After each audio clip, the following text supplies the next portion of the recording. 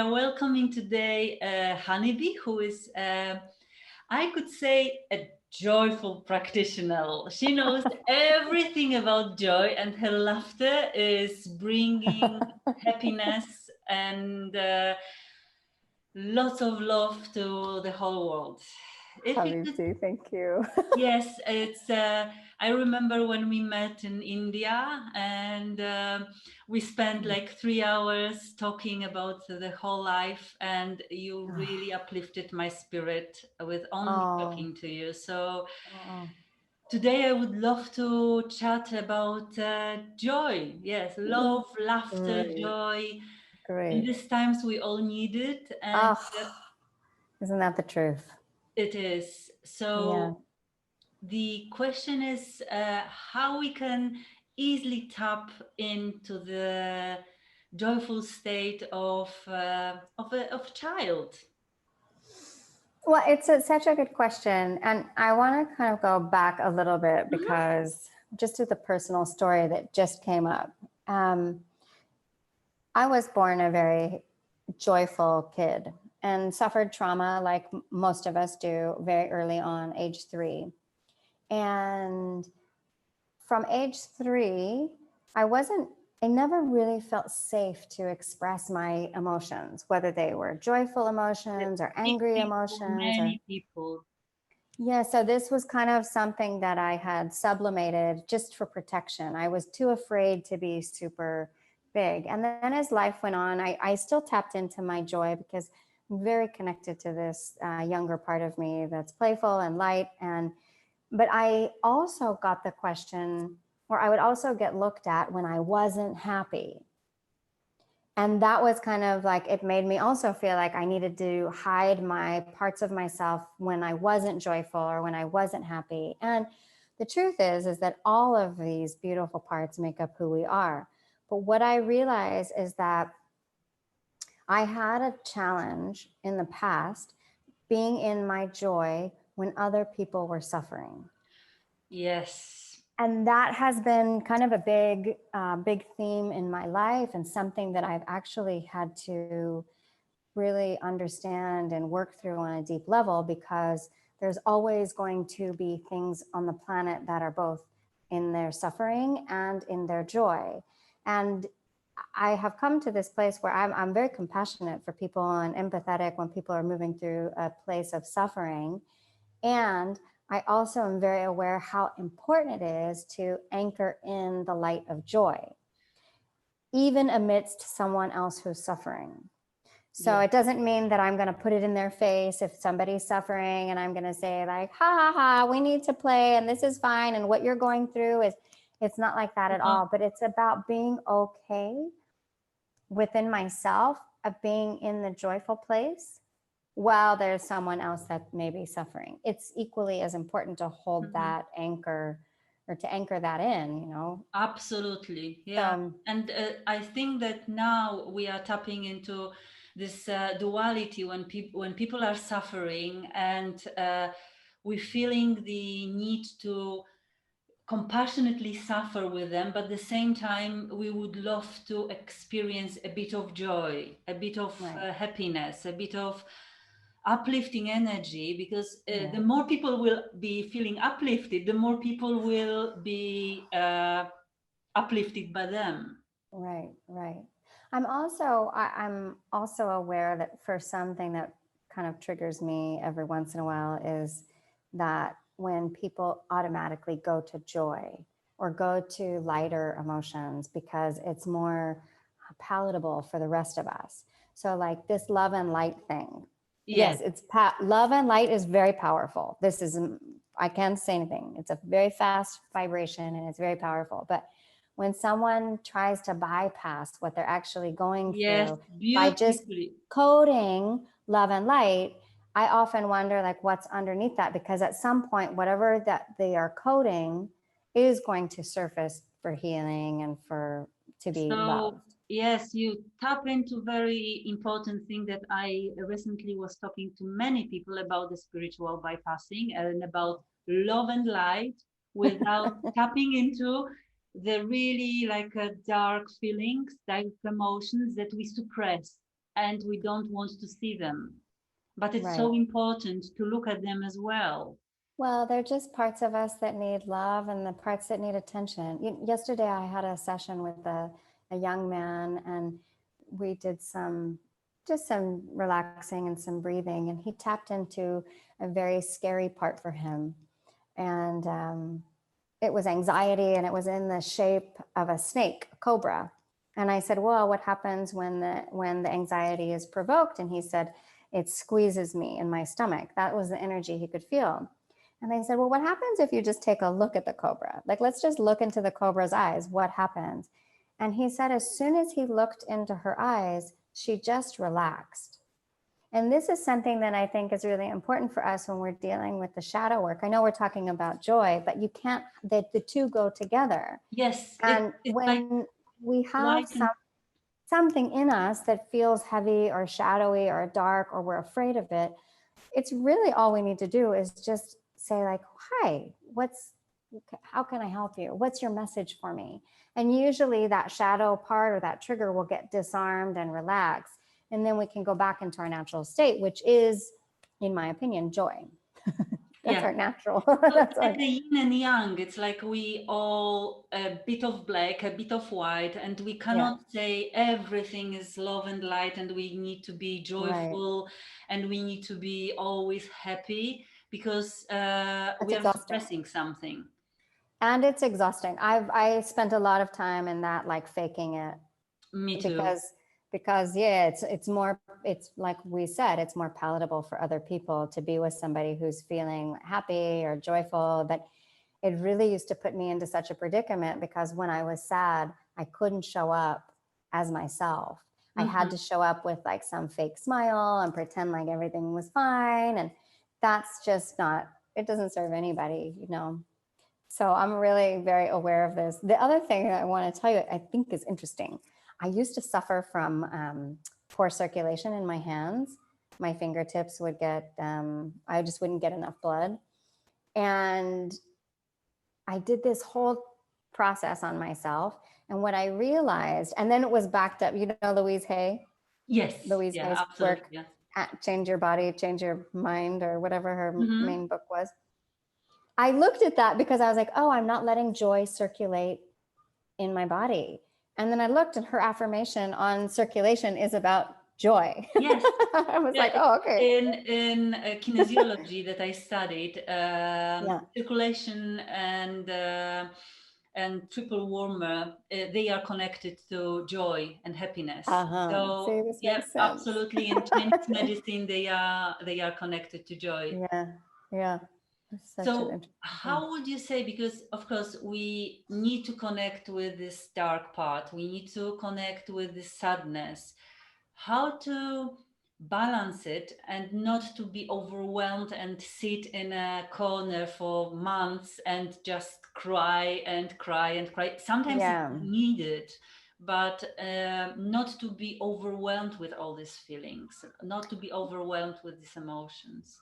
Well, one thing that I learned in neurolinguistic programming is that psychologists have studied emotions, and the raw emotion only lasts 90 seconds in the body. And Oh. then, so if I can, since I'm aware of this, and since this is something that I teach people, Mm-hmm. I'm very cognizant of when I'm going through an emotion, and I only give myself that 90-second wave. As soon as the 90 seconds finishes, it may kick up again, depending on the story in my head.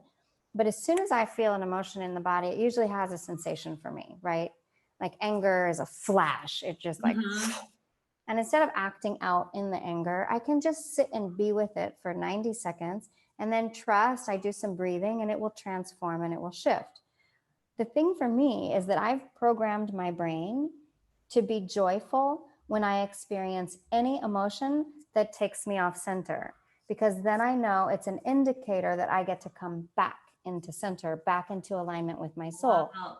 So I have programmed over many years this thing of like, okay, I used to be afraid of my anger, right? I was super afraid because I I would get I think that lots of people are lots of, super afraid of it. it's just a lot of energy to manage. But now when I feel that, I give such gratitude and I'm back in joy. I'm like, wow, I feel angry. Isn't that fun? Like that's such a different sensation. What am I going to do with this? And then as soon as that 90 seconds passes, then I can say, okay, now I'm clear. I can make a decision, what I need to do, if I need to create a boundary or do something else. But joy is kind of always at the base. It's not always about, for me, it's not always about like being playful or being, it's just like joy is for me such a big piece of accepting all the parts of who I am. Beautiful. Yes. Yeah, absolutely. Right? This is the key. You're right. It's joyfully accepting and inviting all the emotions and all the feelings that are Yeah. coming over. Yeah. And they're all welcome and needed. They're all needed, all of them. So I don't like to bypass my experience. Now, I also believe that as we move through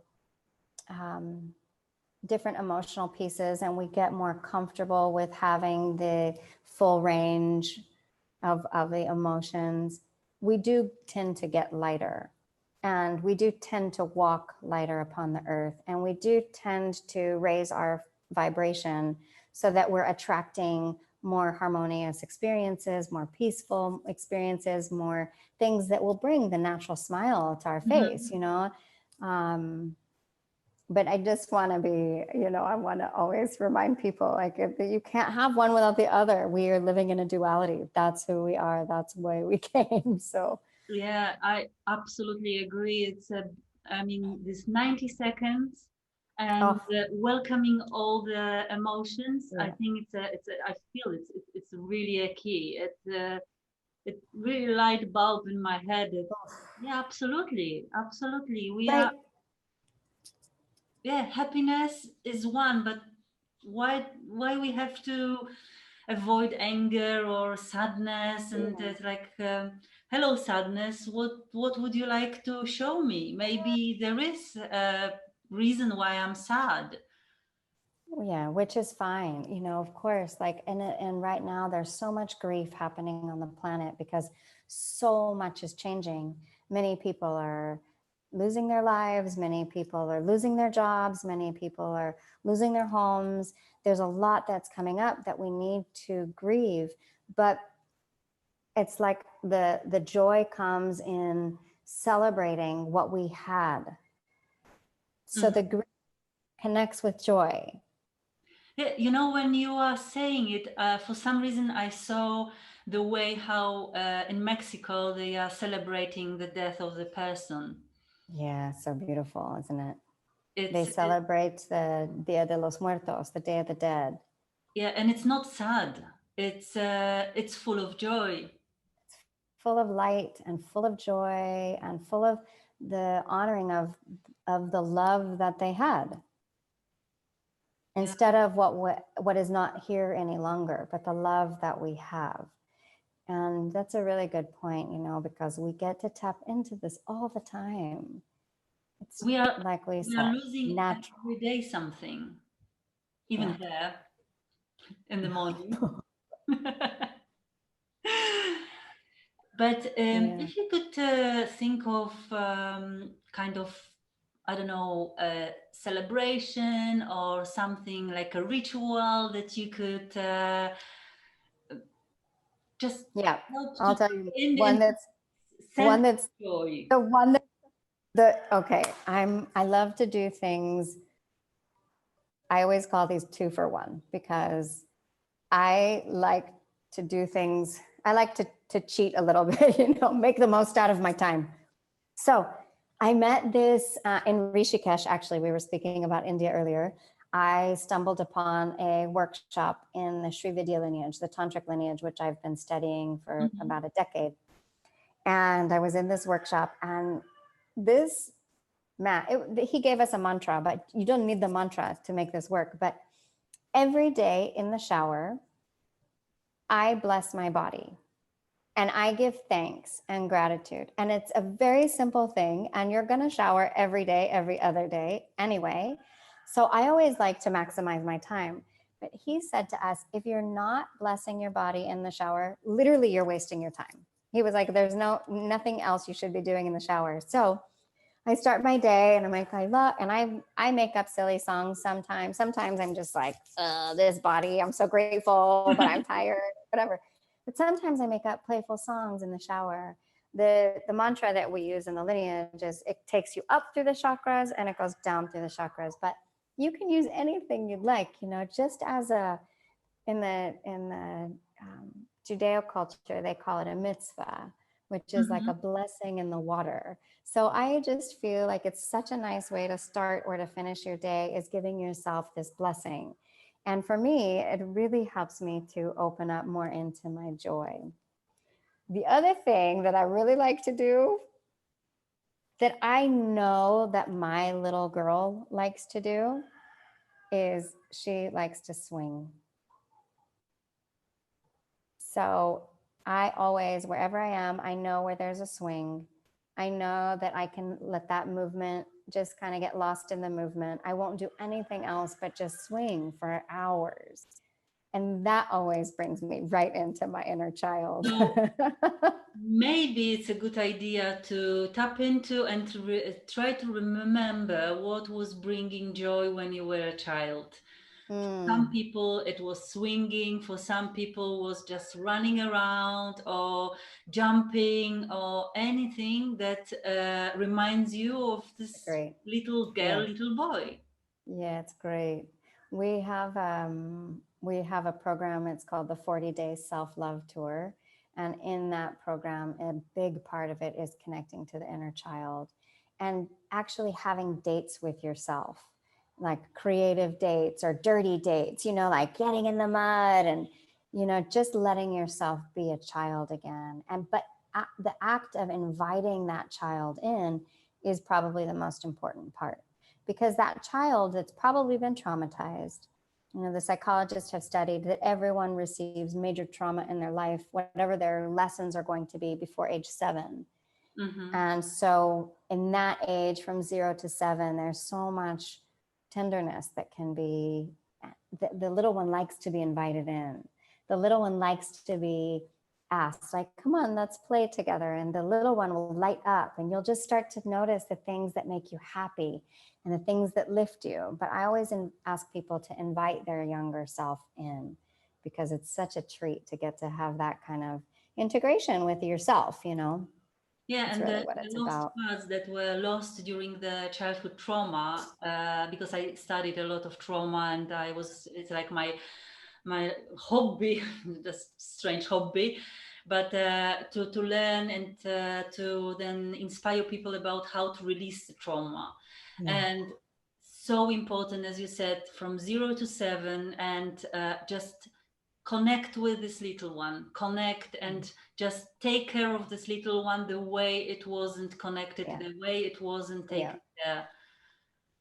Yeah, the reparenting, right? It's like reparent yourself. No matter if you had the best mother, the best father, no one is fully capable of parenting you except for you. And Yes. so that's a big part of it too, is like not judging our parents for being this or that, but just like, okay, so how does that little one need my attention now? Yeah. And that connection can be, that's your lifelong connection. So you're worth it. So just give yourself a time and say, all right, today I'm going running to the snow in Poland right now. It's not snowing, but it was a lot of snow, and I'm just build a snowman, and I will just run around, do Yeah. some crazy stuff in the snow, and have lots of fun like I used to have or I didn't have. Just connect with this little one and like an inner dialogue. What do you need for the joy? What do you need for, because we are unique and each of us will need something So else. different. It's so different. It's correct. Yeah. But what you said about this connecting with your body, I had a chat with another lady who is Ayurvedic practitioner, and she said exactly the same. with oils, just Yeah, really Abhyanga. connect with your body. So it Yeah. goes with different practices. Different Yeah. practices shows But how it's this, important it is to connect and being grateful for your own body. yeah, it's also with the Abhyanga, with the oils, you know, it's like calming the nervous system down. And when the nervous system is down, then we create more space for our spirit to come in. And so these, I'm just a fan because you can do it in the shower. You don't have to like do something extra. It's just Yeah, like you add it to what you're already doing, which is, I really like shortcuts. You know, I don't want to I love waste, it as I don't well. want to have a morning practice that lasts me 4 hours or, you know, I mean, I have a life, I have things to do. So, And I um, want to have joy as well. yeah, I'm using oils as a after shower, so I'm having a shower and then connecting, because usually it I was love like that. quickly, and it's over. But now Yeah. I'm really paying attention to my body, and I can say Yeah, I'm this, feeling I've better. always, I'm always in all of our, in all the classes that we do, you know, we close our eyes, we do a meditation, and then I always invite people to give themselves little kisses afterwards, you know, like, I just, Beautiful. like, I Oh, love this body so much. We're so lucky to get to be in this container and alive and talking to each other. And no matter how far we are, you know, always connected. so tell me, maybe to our viewers, a few words about how you work, because I will post the Oh, link great. to your website and what you are currently offering and what's happening around. Great. Well, my website is pretty dated, so come and find me on the social media platforms. It's easier. And in March, we are going to start our 7-month tantric journey. So we work on one chakra per month. It's a very beautiful experience, deep dive, and you know, we bring in all the different modalities from body, mind, spirit, source, magic. You know, everything is brought in, and we'll do some facilitator training in that as well. So basically my work right now, because I've been doing this kind of work for so long, is to support the ones who are teaching. Beautiful. So I'm really ready and available to share different ways to work with energy, which is all that this is, so that more and more people can go out and spread the word and create it as their own, so that they can do the work that they're meant to do as well. So that's what's happening in March. We got a 7-month journey coming up, and then who knows, every day is different. So I go by what the flow invites me to do. That's the only thing we Beautiful. have on the calendar. Joyfully. Joyfully. Thank you so I much. love you, sweet sister. Thank you Oh, I so love you much. too. Thank you. I'll talk to you soon. I love you, sister. Thank you for having me. Thank Bye, you so much. YouTubers. Bye.